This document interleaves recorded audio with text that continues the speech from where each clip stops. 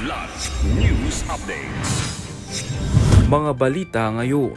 Request ni dating Pangulong Rodrigo Duterte na i-disqualify ang 2 judges, tinanggihan ng lahat ng 18 ICC judges. 7 dating rebelde nagtapos sa alternative learning system sa Agusan del Norte. Higit 13,000 na katao apektado ng bagyong Danas ayon sa OCD. Ako po si Cesar Sorian para ihatid ang mga nangungunang balita sa buong kapuluan.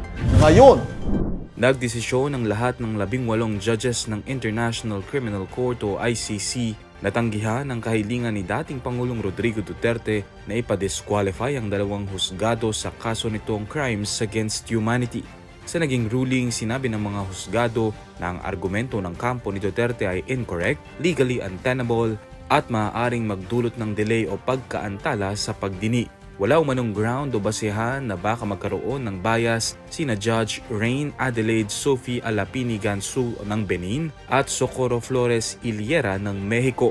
Samantala, sinabi ng kampo ni Duterte na hindi na sila maghahain pa ng motion for reconsideration sa naging desisyon.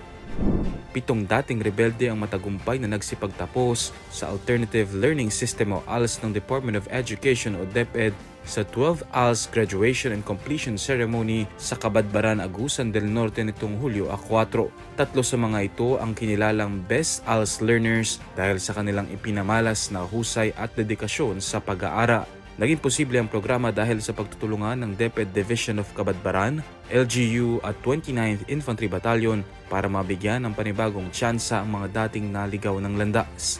Isang boodle fight naman ang hinost ng 29IB para ipagdiwang ang okasyon. Kasabay nito ang pagbibigay mensahe sa mga nagsipagtapos tungkol sa kahalagahan ng edukasyon.